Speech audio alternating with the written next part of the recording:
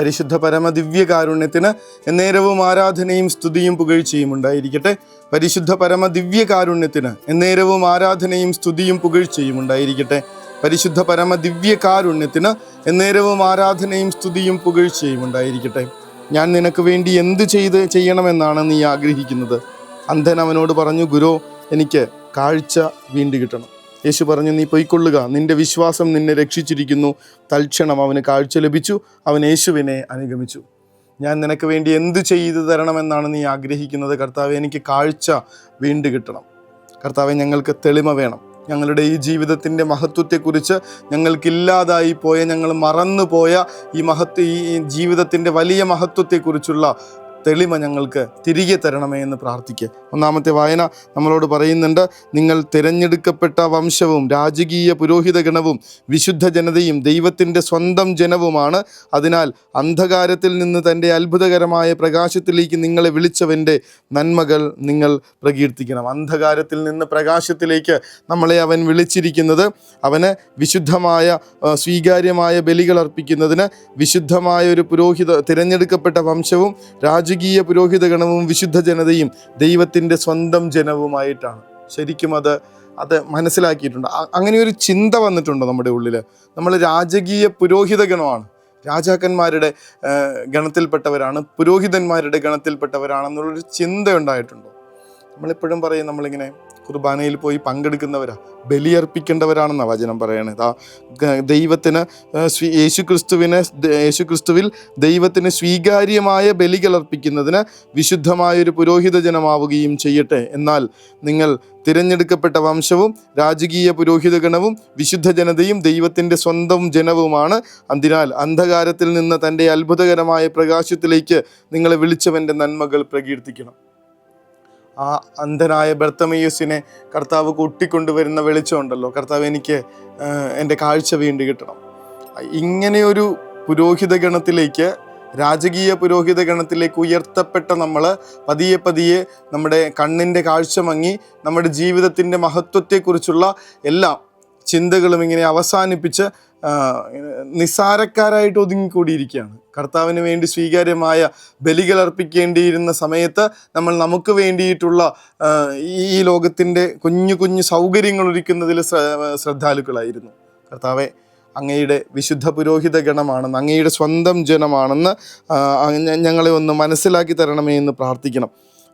വചനം പറയണത് പോലെ രാജകീയ പുരോഹിത ഗണമാണ്, വിശുദ്ധ ജനതയാണ്, ദൈവത്തിൻ്റെ സ്വന്തം ജനമാണ്, തിരഞ്ഞെടുക്കപ്പെട്ട വംശമാണ്. ഇത് ഓരോന്നും ധ്യാനിച്ചു കഴിയുമ്പോൾ നമുക്ക് കിട്ടുന്ന നമ്മുടെ ജീവിതത്തെക്കുറിച്ച് നമ്മൾ തന്നെ അത്ഭുതം. പുറമേയുള്ള മനുഷ്യർ ഇത് കണ്ട് അത്ഭുതപ്പെട്ടിരുന്നൊരു കാലം ഉണ്ടായിരുന്നു.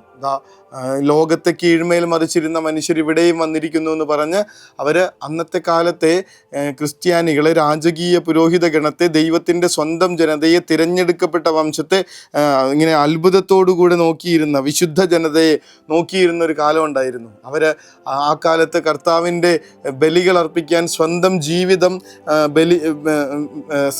കാഴ്ചയായി അർപ്പിച്ചിരുന്ന മനുഷ്യരായിരുന്നു. കർത്താവിൻ്റെ മുൻപിൽ അവന് സ്വീകാര്യമായ കാഴ്ചയായി സ്വന്തം ജീവിതത്തെ യാഗമായി അർപ്പിക്കാനായിട്ട് തയ്യാറായിരുന്ന മനുഷ്യർ. കർത്താവിനെ പ്രസാദിപ്പിക്കുന്നതിൽ മാത്രമായിരുന്നു അവരുടെ ചിന്ത. അതിനുവേണ്ടി ബലിയായി സ്വന്തം ജീവൻ കൊടുക്കാൻ വരെ അവർ തയ്യാറുമായിരുന്നു.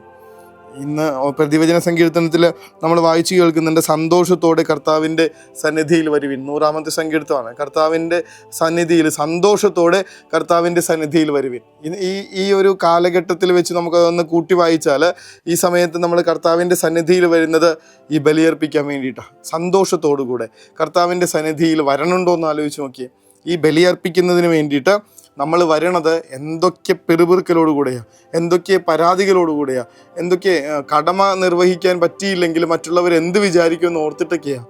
കർത്താവെ, സന്തോഷത്തോടുകൂടെ വന്ന് അങ്ങയുടെ ബലിയായി അർപ്പിക്കപ്പെടാൻ, ഞങ്ങളുടെ തന്നെ ജീവിതം കാഴ്ചയായി സമർപ്പിച്ചുകൊണ്ട് പരിശുദ്ധ ബലികൾ അർപ്പിക്കാൻ, അങ്ങനെ ഈ ലോകത്തിൽ അങ്ങയുടെ ജീവിക്കുന്ന ബലികളായി മുന്നോട്ട് പോകാൻ ഞങ്ങൾക്ക് കൃപ നൽകണമേ എന്ന് പ്രാർത്ഥിക്കുക. അതിനായി അങ്ങ് ഞങ്ങൾക്കായി മാറ്റിവെച്ചിരിക്കുന്ന ഈ മഹോന്നതമായ പദവികളെക്കുറിച്ചുള്ള ചിന്തകൾ, ഒരു തെളിച്ചം ഞങ്ങൾക്ക് നൽകണമേ എന്ന് ആത്മാർത്ഥമായിട്ടൊന്ന് പ്രാർത്ഥിക്കുക. കർത്താവെ, നീ ഞങ്ങളെ തിരഞ്ഞെടുത്തത് നീ ഞങ്ങളെ വിശുദ്ധീകരിച്ചത്, നീ ഞങ്ങളെ സ്വന്തം ജനമാക്കി മാറ്റിയത്, നിൻ്റെ രാജകീയ പുരോഹിത ഗണമായി ഈ ലോകത്ത് നിനക്ക് സാക്ഷ്യം നൽകാൻ വേണ്ടിയിട്ടാണെന്നുള്ള തിരിച്ചറിവ് ഞങ്ങൾക്ക് നൽകണമേ എന്ന് അപേക്ഷിക്കുക.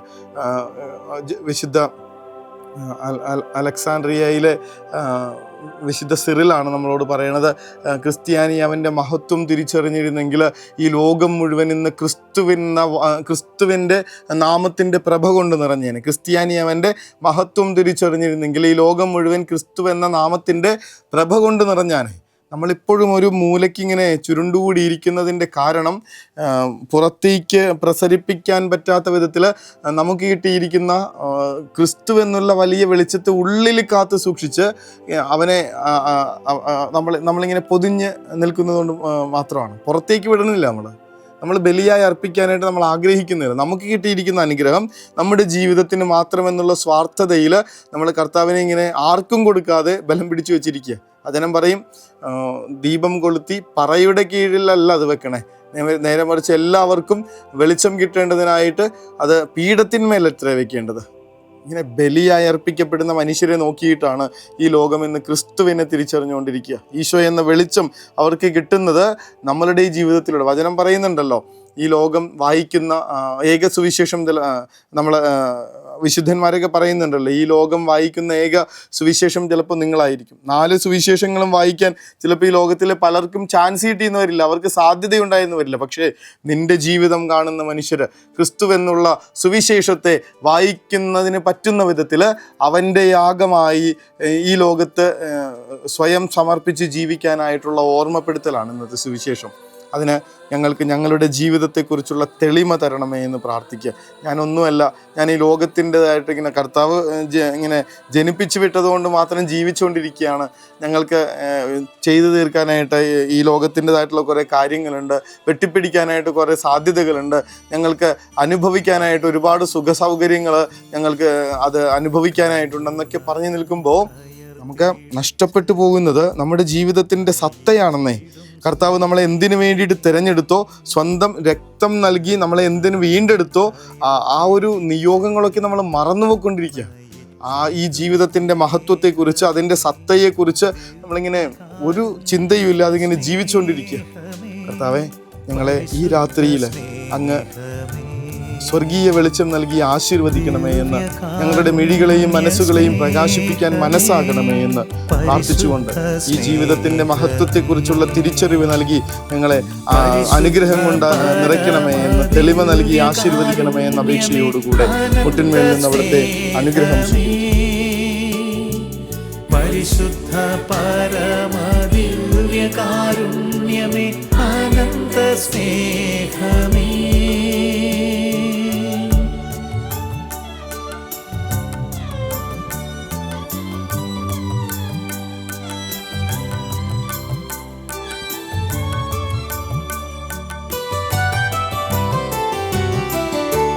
ആഴി തന്നഗാധത്തേക്കാൾ